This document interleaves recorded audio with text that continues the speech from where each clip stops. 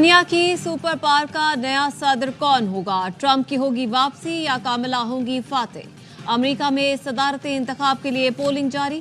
New York, Connecticut, new Jersey اور Virginia سمیت 8 ریاستوں سے ووٹنگ ڈے کا آغاز ہوا۔ ریاست اوہایو میں نماز فجر کے بعد مسلمانوں کی ووٹنگ کے لیے لمبی قطاریں۔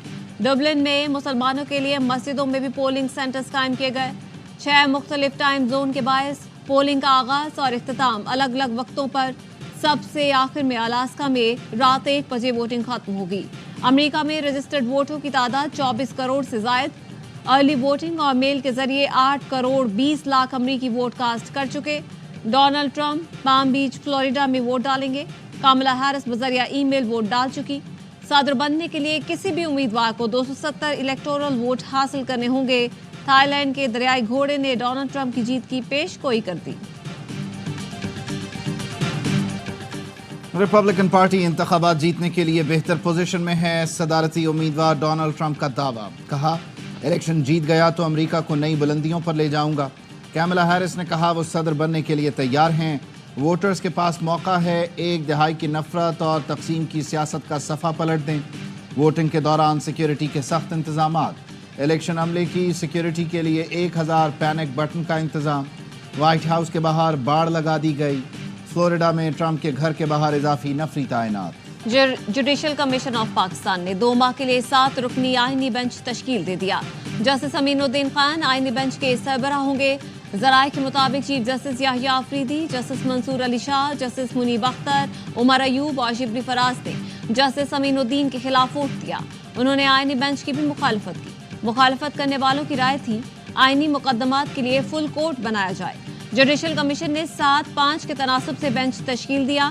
آئینی بینچ میں پنجاب، بلوچستان اور سندھ سے 2-2، خیبر پختونخوا سے 1 جج شامل۔ جسٹس عائشہ ملک، جسٹس نعیم اختر افغان، جسٹس جمال مندوخیل، جسٹس محمد علی مظہر، جسٹس حسن اظہر رضوی اور جسٹس مسرت ہلالی شامل۔ اعلامیہ کے مطابق 4 صوبوں کی نمائندگی سے بینچ کے ججز کی 2 ماہ کے لیے منظوری دی گئی۔ جوڈیشل کمیشن نے سیکریٹریٹ کے قیام، رولز بنانے کا اختیار چیئرمین کو دے دیا۔ 26ویں ترمیم کے خلاف درخواستوں پر فل کورٹ کے لیے 2 سینئر ججز کا چیف جسٹس کو خط۔ جسٹس منصور علی شاہ اور جسٹس منیب اختر نے لکھا 31 اکتوبر کی کمیٹی میٹنگ میں فیصلہ ہوا تھا ترمیم کا کیس 4 نومبر کو فل کورٹ میں لگایا جائے گا، لیکن اس کے باوجود کاز لسٹ جاری نہیں ہوئی۔ خط میں کہا گیا دونوں سینئر ججز نے 31 اکتوبر کو چیف جسٹس سے کمیٹی اجلاس بلانے کا مطالبہ کیا۔ اجلاس نہ بلانے پر سیکشن 2 کے تحت ہم ججز نے خود اجلاس بلایا اور ترمیم کا کیس 4 نومبر کو فل کورٹ میں لگانے کا فیصلہ کیا۔ میٹنگ منٹس رجسٹرار کو ویب سائٹ پر جاری کرنے کی ہدایت بھی کی۔ 2 رکنی ججز کمیٹی کا فیصلہ اب بھی برقرار ہے۔ فیصلے پر عمل کرتے ہوئے کاز لسٹ جاری کی جانی چاہیے۔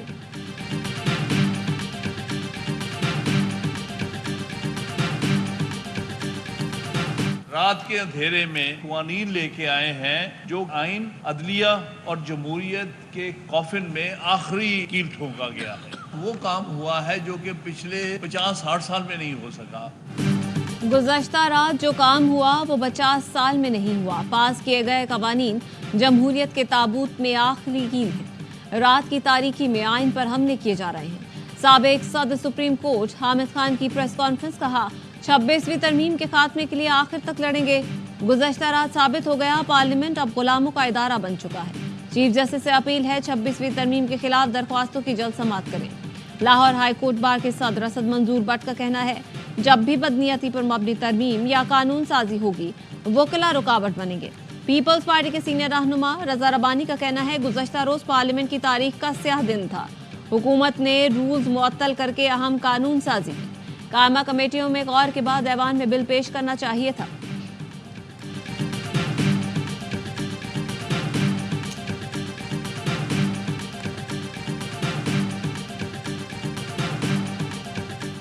وعدوں سے مکرنے اور مشاورت سے فرار پر بلاول بھٹو حکومت سے ناراض۔ بلاول بھٹو نے بطور احتجاج گزشتہ ہفتے جوڈیشل کمیشن سے اپنا نام واپس لیا۔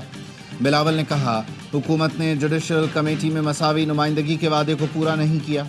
ذرائع نے بتایا حکومت کے ساتھ پیپلز پارٹی کے مستقبل کا فیصلہ اب سینٹرل ایگزیکٹو کمیٹی کرے گی۔ بلاول وطن واپسی پر سینٹرل ایگزیکٹو کمیٹی کا اجلاس بلائیں گے جس میں اہم فیصلے کیے جائیں گے۔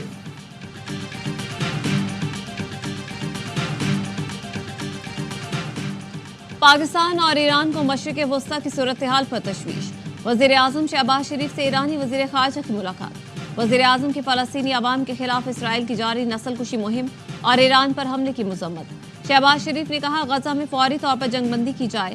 وزیر اعظم نے ایران کی خود مختاری اور علاقائی سالمیت کی حمایت کا اعادہ کیا۔ ایرانی وزیر خارجہ نے پاکستان کے اصولی موقف پر وزیر اعظم کا شکریہ ادا کیا۔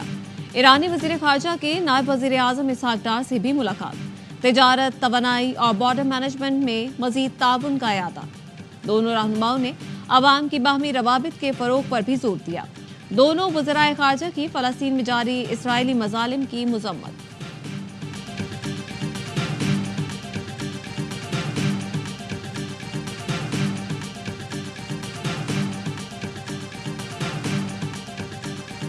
ریٹ 22% سے یہ 15% پہ آ گئی۔ ایک بڑی خوش آئند ڈیولپمنٹ ہے۔ 1300 ارب روپے اپنے قرضوں کی، اس میں کمی آئے گی، معمولی بات نہیں ہے، بہت بڑی ترمیم ہے۔ پالیسی ریٹ میں کمی سے قرضوں کے بوجھ میں 1300 ارب روپے کی کمی آئی، جو حکومت کے لیے بڑا ریلیف ہے۔ پالیسی ریٹ میں 3 ماہ سے مسلسل کمی آ رہی ہے۔ ایسے ہی بہتری آتی رہی تو معیشت اچھے طریقے سے آگے بڑھے گی۔ وزیر اعظم شہباز شریف کا وفاقی کابینہ اجلاس سے خطاب، کہا پاور سیکٹر کے حوالے سے بہت اچھی خبر ہے، چاہتے ہیں عام آدمی کو ریلیف ملے، روزگار بڑھے۔ وزیر اعظم رواں ہفتے سعودی عرب اور آذربائیجان کا دورہ کریں گے۔ وفاقی کابینہ نے حج پالیسی کی بھی منظوری دے دی۔ وزیر اعظم شہباز شریف نے اسلام آباد میں 2 منصوبوں کا سنگ بنیاد رکھا۔ تقریب سے خطاب میں کہا F9 فلائی اوور جو عام حالات میں 6 ماہ میں مکمل ہوتا، وزیر داخلہ اور ان کی ٹیم کی کاوشوں سے 100 دن میں مکمل ہو جائے گا، جبکہ سرینا چوک کا منصوبہ 60 دنوں میں پایۂ تکمیل تک پہنچ جائے گا۔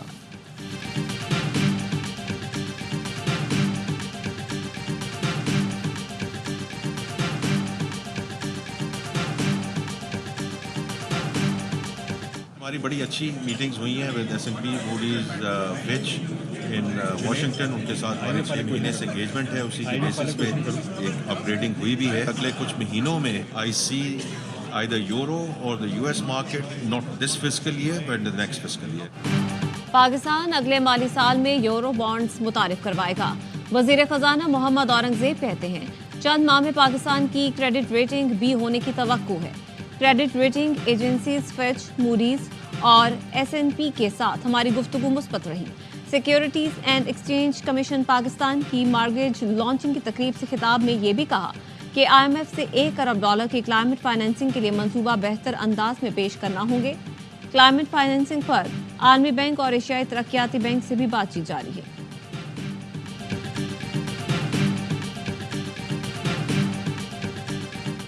آج یہاں پہ گورنمنٹ بینچز کے حالات دیکھ لیں۔ کل کیونکہ ڈنڈا اور چرلو چلا ہوا تھا تو یہاں پہ ٹکی کے ساتھ سارے کے سارے جتنے منسٹرز تھے اور پرائم منسٹر یہاں پہ لائن حاضر تھا۔ کل جناب اسپیکر جس انڈیو ہیسٹ کے ساتھ لیجسلیشن اس ہاؤس میں ہوئی ہے، شرمناک واقعہ ہوا ہے۔ کل ڈنڈے کے زور پر قانون سازی ہوئی، اپوزیشن کو بولنے نہیں دیا گیا، بلوں کو قائمہ کمیٹی میں زیر بحث لایا جانا چاہیے تھا۔ اپوزیشن لیڈر عمر ایوب کا قومی اسمبلی میں اظہار خیال، لطیف کھوسہ نے کہا مدت ملازمت میں توسیع ہر دور میں غلط تھی، حکومت جتنا سپریم کورٹ کا چہرہ بگاڑنا چاہتی ہے بگاڑ لے، بانی PTI پر ایک ہی کیس رہ گیا ہے جس میں ضمانت ہو جائے گی اور وہ اسی ماہ باہر آ جائیں گے، حکومت کے دن گنے جا چکے ہیں، یہ جلد بھاگتے نظر آئیں گے، یہ چلے بھی گئے تو ہم انہیں واپس لائیں گے، ایک ایک چیز کا حساب لیں گے۔ شیخ وقاص اکرم نے کہا فل کورٹ پر اثر انداز ہونے کے لیے ججز کی تعداد بڑھائی گئی، سروسز چیفز کی مدت ملازمت کا معاملہ انتظامی نہیں ہو سکتا۔ سلمان اکرم راجہ کا کہنا تھا گزشتہ رات ہماری نسلوں پر حملہ ہوا، پاکستان کو محکوم بنانے کی سازش کی گئی۔ دونوں جماعتوں کا موقف جو ہے وہ کافی قریب ہے، طریقہ کار پہ شاید اختلافات ہیں۔ خان صاحب نے جو کل ہونے والی لیجسلیشن ہے، جو ایکسٹینشن ہے یا اس 26ویں آئینی ترمیم ہے، ان کو یکسر مسترد کیا ہے اور انہوں نے اس کو جمہوریت کا، رول آف لا کا اور انڈیپینڈنس آف جوڈیشری کا قتل قرار دیا۔ مولانا فضل الرحمان سے PTI وفد کی ملاقات، حالیہ قانون سازی اور سیاسی صورتحال پر گفتگو۔ PTI رہنما فیصل چودھری کہتے ہیں مولانا فضل الرحمان اور ہم قانون سازی کے خلاف ایک موقف رکھتے ہیں۔ بانی PTI نے ترمیم اور بینچ جیسے اقدامات کو عدلیہ پر حملہ قرار دیا۔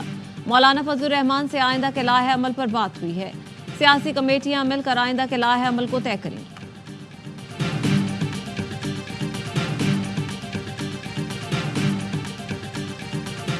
سروسز چیفز کی مدت ملازمت اور پریکٹس اینڈ پروسیجر سمیت اہم بلز کا گزٹ نوٹیفیکیشن جاری کر دیا گیا۔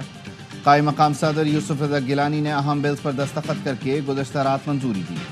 سینٹ سیکریٹریٹ نے گزشتہ روز ہونے والی قانون سازی کے گزٹ نوٹیفیکیشن جاری کر دیے۔ وزیر دفاع خواجہ آصف کہتے ہیں آئینی ترمیم سے متعلق اپوزیشن کو پتہ تھا، توسیع کا سلسلہ ایوب خان کے دور سے چلا آ رہا ہے۔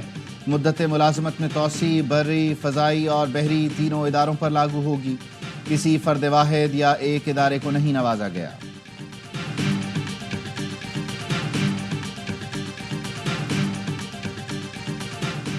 توشہ خانہ 2 ریفرنس میں بشرا بی بی کی حاضری سے استثناء کی درخواست منظور۔ عدالت نے آئندہ سماعت پر بشرا بی بی کو حاضری یقینی بنانے کی ہدایت کر دی۔ ضمانت پر رہائی پانے والے اعظم آتی اٹک جیل کے باہر سے پھر گرفتار۔ انسداد دہشت گردی عدالت نے 2 روزہ جسمانی ریمانڈ پر ٹیکسلا پولیس کے حوالے کر دیا۔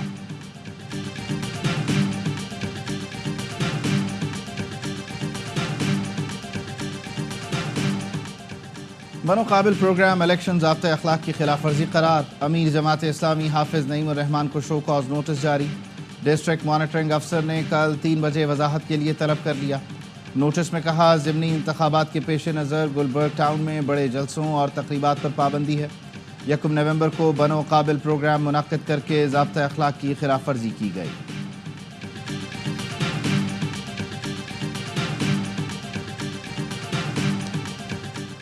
وزیر اعلیٰ خیبر پختونخوا نے PIA کی بولی کے لیے تیاری کرنے کی ہدایت کر دی۔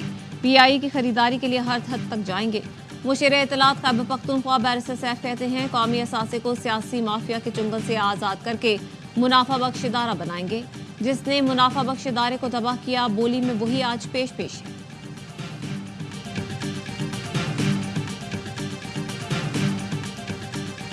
کر سکتے ہیں، وی اونلی ٹرائیڈ۔ تو میں ذرا اللہ کا بہت فیوریٹ آدمی ہوں، تو مجھے ہر دہائی میں نا 20 سال کی عمر میں کچھ، 30 سال کی عمر میں کچھ، میں بھی 40 سال کا ہوا ہوں، تو یہ 40 سال کا تحفہ ہے۔ یہ پتہ نہیں جانے والا۔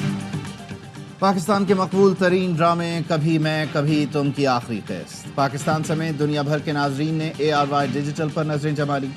ڈرامے کی آخری قسط بڑے پردے پر بھی دکھائی جا رہی ہے۔ پاکستان بھر کے سینما گھروں میں کھڑکی توڑ رش۔ مصطفیٰ اور شرجینہ کی محبت کی کہانی کا انجام کیا ہوگا؟ ناظرین کے دلوں کی دھڑکنیں بے قابو۔ مصطفیٰ اور شرجینہ پڑوسی ملک سمیت کئی ملکوں میں پسندیدہ کیریکٹر بن چکے۔ ڈرامے کی پوری کاسٹ کراچی کے سینما میں موجود۔ شوبز ستارے بھی بڑی تعداد میں امڑ آئے۔ شائقین نے کاسٹ کے ساتھ سیلفیاں بھی لیں۔ ڈرامے کی ہیرو فہد مصطفیٰ کہتے ہیں اللہ کا شکر ہے کہ اس نے آج بھی اتنی عزت سے نوازا۔ ڈرامے کا کلائمیکس تو ڈرامہ آخر تک دیکھ کر ہی پتہ چلے گا۔ لیجنڈ اداکار جاوید شیخ کا کہنا تھا 1 بلین ویوز سے ہی ڈرامے کی سپر ہٹ مقبولیت ثابت ہو چکی۔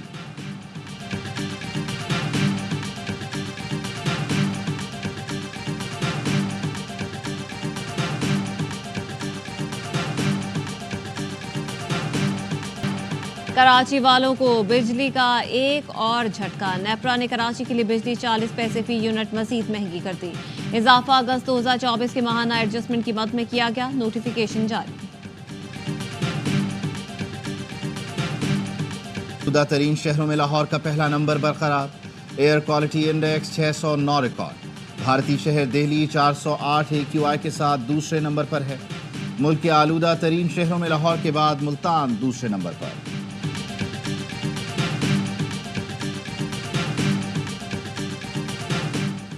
وزیر داخلہ محسن نقوی کی وانا میں دہشت گرد حملے کی مذمت۔ CTD اہلکار سمیت 3 افراد کی شہادت پر افسوس کا اظہار۔ محسن نقوی کا کہنا تھا دہشت گردی کے خلاف جنگ میں قوم سیکورٹی فورسز کے ساتھ کھڑی ہے۔ وانا میں گاڑی پر فائرنگ کی گئی تھی جس کے نتیجے میں 3 افراد جاں بحق ہوئے تھے۔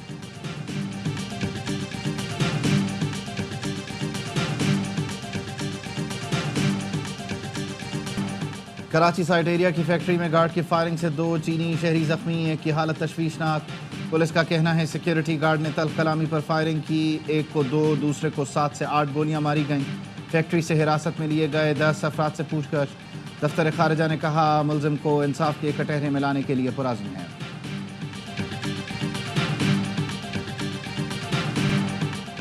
اپنی چھت اپنا گھر پروگرام کے تحت درخواست دہندگان کو پہلی قسط کی ادائیگی. پنجاب میں شہریوں کو گھر بنانے کے لیے 60 کروڑ روپے مل گئے. 21 سے 31 اگست تک درخواست دینے والوں کی تصدیق کا عمل مکمل کیا گیا. وزیر اعلیٰ پنجاب مریم نواز کہتی ہیں دعا اور خواہش ہے ہر بے گھر پاکستانی کو گھر کی نعمت میسر ہو. آرمی چیف معاشی استحکام کے خواہاں ہیں. آرمی چیف اور وزیر اعظم ملک کی ترقی کے لیے دن رات کوشاں ہیں. گورنر سندھ کامران ٹیسوری کہتے ہیں شنگھائی کانفرنس کے مثبت اثرات آنا شروع ہو گئے ہیں. گورنر ہاؤس میں Pakistan UAE jujitsu martial art friendship cup کے تقریب. ایونٹ اماراتی قومی دن کی خوشی میں ہوگا. گورنر سندھ اور UAE کے کونسل جنرل نے MOU پر دستخط کر دیے.